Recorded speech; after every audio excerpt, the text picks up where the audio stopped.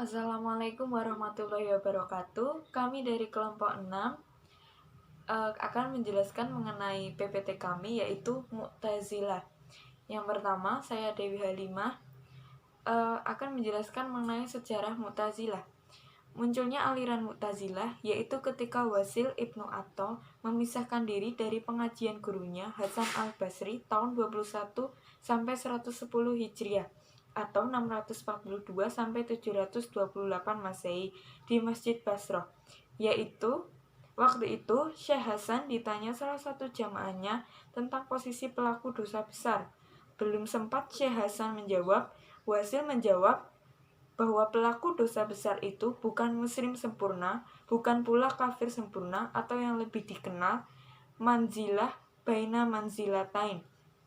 Setelah mengungkapkan pendapatnya, Wasil memisahkan diri ke bagian lain masjid itu diikuti sahabatnya yang bernama Amr ibnu Ubaid. Kemudian Syekh Hasan berkata, "Iktazala ana Wasil." Semenjak itu Wasil dan kawan-kawannya disebut Mu'tazilah. Kemudian yang kedua adalah asal-usul kata Mu'tazilah. Asal-usul kata Mu'tazilah, aliran Mu'tazilah merupakan kelompok kaum teologi pertama yang mengenalkan metode-metode filsafat. Hasil pemikirannya mendalam dan bersifat filosofis. Dalam membahas persoalan teologi, mereka banyak memakai penalaran akal sehingga mereka dikenal sebagai kaum rasionalis Islam. Untuk mengetahui asal-usul kata dan penyebutan Mu'tazilah secara tepat memang sulit, tetapi yang jelas, nama Mu'tazilah yang dikenal oleh kaum intelektual sekarang ini adalah suatu aliran teologi Islam yang rasional dan liberal dalam Islam yang timbul sesudah peristiwa Wasil bin Atha dan Hasan al-Basri di Masjid Basrah. Yang kedua adalah al-adlu atau keadilan. Yang dimaksud keadilan adalah keyakinan bahwasanya kebaikan itu datang dari Allah, sedangkan kejelekan itu datang dari makhluk atau manusia dan di luar kehendak Allah, seperti firman Allah, dan Allah tidak suka terhadap kerusakan. Al-Baqarah ayat 205. Menurut mereka, keinginan dan kesukaan tidak dapat dipisahkan, sehingga mustahil bila Allah tidak suka terhadap kejelekan, kemudian menghendaki untuk terjadi atau mentakdirkan. Oleh karena itu, mereka menanamkan dengan nama ahluat atau al-adiyah. Yang ketiga, wa'al-wa'id, janji dan ancaman.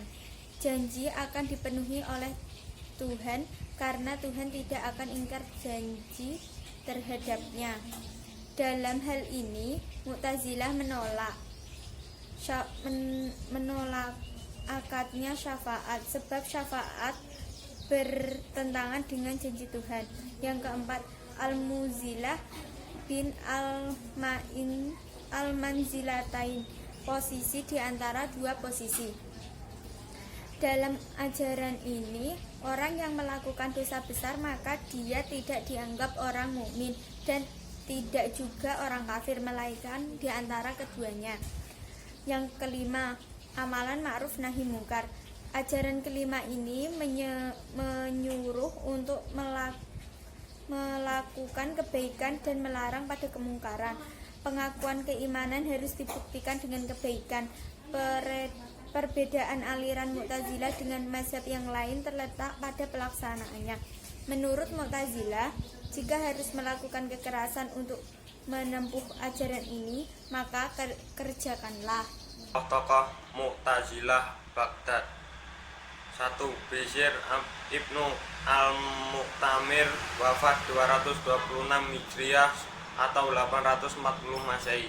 Ia merupakan pendiri Mu'tazilah di Baghdad. 2. Abu al-Husan al-Khayyat, wafat 300 Hijriah atau 912 Masehi.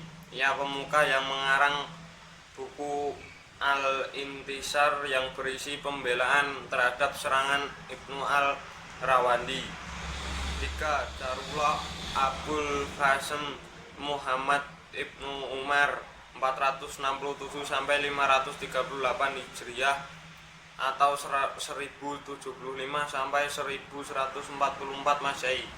Ia lebih dikenal dengan panggilan Al-Zamakhsyari. Ia lahir di Khawarazm sebelah selatan lautan Khazwan, Iran. Ia tokoh yang telah menelurkan karya tulis yang monumental, yaitu Tafsir Al-Kashisah. Hasan Abdul Jabbar Ibnu Ahmad Ibnu Abdullah Al-Hamazani Al-Asadi 325 sampai 425 Hijriah. Ia lahir di Hamazan, Khurasan dan wafat di Rai, Teheran. Ia lebih dikenal dengan sebutan Al-Hadi Abdul Jabbar. Ia hidup pada masa kemunduran Mu'tazilah. Kendati demikian, ia tetap berusaha mengembangkan dan menghidupkan paham-paham Mu'tazilah melalui karya tulisnya yang sangat banyak. Di antaranya yang cukup populer dan berpengaruh adalah Syarah Usul Al-Khamsah dan Al-Mughni fi Ahwali wa Al-Tauhid. Selanjutnya, Al-Tauhid atau keesaan. Tauhid adalah dasar Islam pertama dan utama. Sebenarnya tauhid ini bukan milik khusus golongan Mu'tazilah, tapi Mu'tazilah mengartikan tauhid lebih spesifik, yaitu Tuhan harus disucikan dari segala sesuatu yang dapat mengurangi arti kemahaesaan Allah. Tuhanlah satu-satunya yang Maha Esa, tidak ada satupun yang menyamainya. Oleh karena itu hanya Dialah yang qadim. Untuk memurnikan keesaan Tuhan, Mu'tazilah menolak konsep Tuhan memiliki sifat-sifat. Menurut Mu'tazilah, sifat adalah sesuatu yang melekat. Jadi sifat basar, sama, kodrat dan seterusnya itu bukan sifat, melainkan zatnya Allah itu sendiri. Bahkan Mu'tazilah juga berpendapat bahwa Al-Quran itu baru atau makhluk, karena Al-Quran adalah manifestasi kalam Allah, sedangkan Al-Quran itu sendiri terdiri dari rangkaian huruf-huruf, kata, dan bahasa yang salah satunya mendahului yang lain.